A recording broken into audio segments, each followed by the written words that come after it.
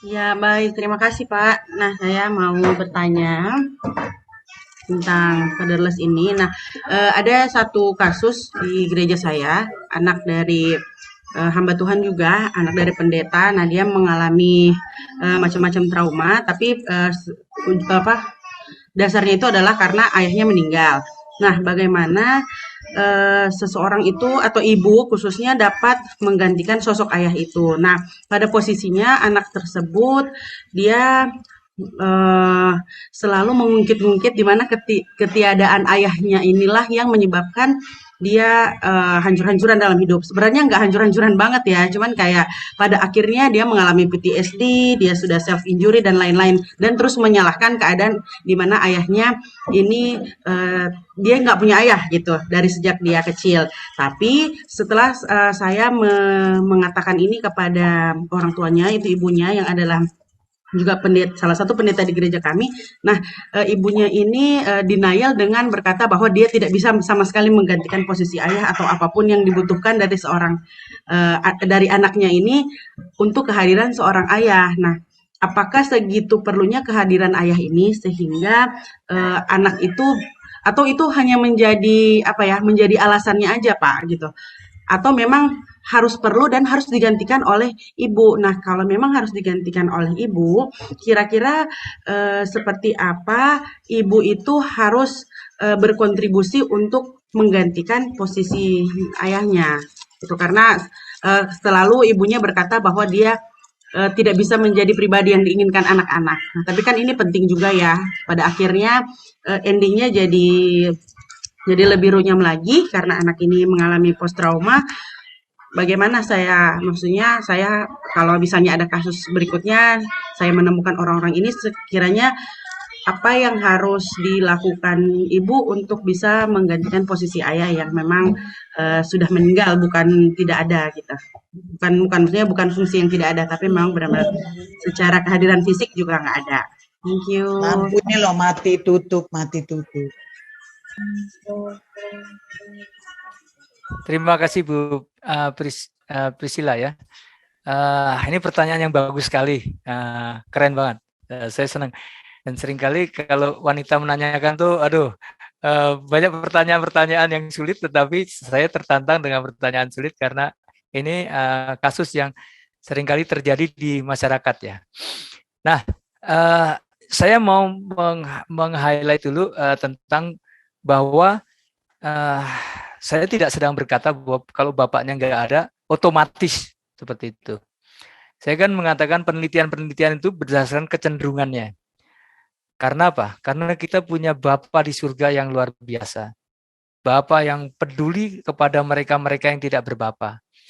Ya, jadi cuma masalahnya harus ada orang yang look up ke situ untuk mencari figur Bapa itu, salah satunya dari Bapa di surga, dan semakin dekat kepada Tuhan dengan mempelajari itu dalam Alkitab kan.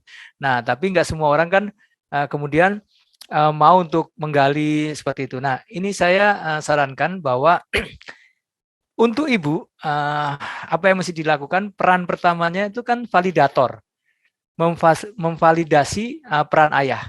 Jadi seandainya dia bilang, oh saya nggak bisa jadi ayah, memang benar karena dia wanita tidak bisa menjadi ayah.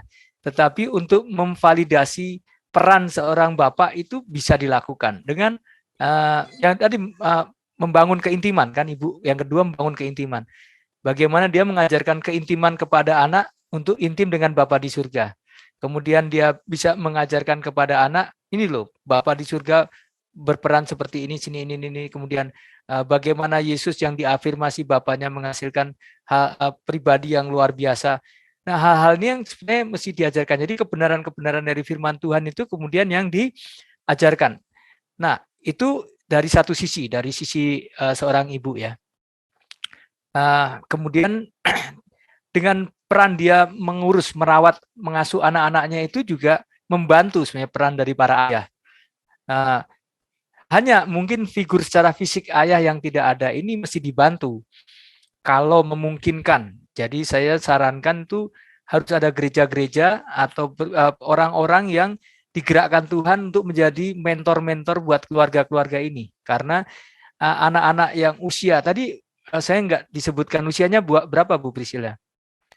Oh, Anak ini sekarang tadi. usianya udah 20-an, Pak. Tapi dia mengalami trouble itu dari dia remaja sih, dari 10-an tahun gitu. Tapi Oke, usianya udah 20-an. ya. 19 sampai 21 dia harusnya kembali lagi kepada tahun di mana ayah berperan.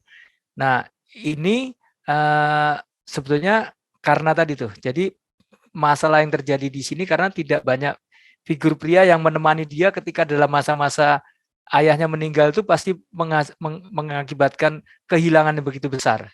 Saya nggak tahu kehilangannya di usia berapa, tapi kehilangan ya, kehilangan sosok ayah itu, apalagi meninggal dunia itu pasti sangat membekas sekali dan perlu orang-orang yang membantu.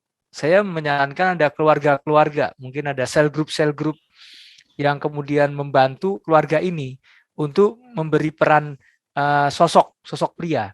Mungkin keluarga ini diajak rekreasi bareng dengan keluarga yang utuh.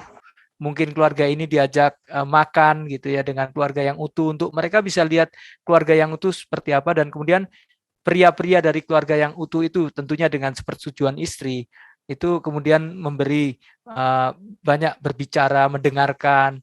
Nah, kalau keluarga-keluarga yang tunggal seperti ini banyak dibantu oleh keluarga utuh, ini akan bagus ya. Tentunya keluarga yang utuh yang mau mementor tuh harus mereka bersepakat, setujuan dengan istri ya. Nggak boleh pria mementor keluarga yang tidak utuh sendirian. Nanti ini berbahaya. Tapi harus semua, termasuk anak-anaknya juga terlibat. Dan kami pernah melakukan hal itu selama beberapa masa ya, memberi gambar keluarga yang utuh kepada keluarga yang ditinggal oleh suaminya berpulang. Dan kita pergi bersama, kita hiking, kita nonton bioskop bersama waktu itu dan dua keluarga gitu ya.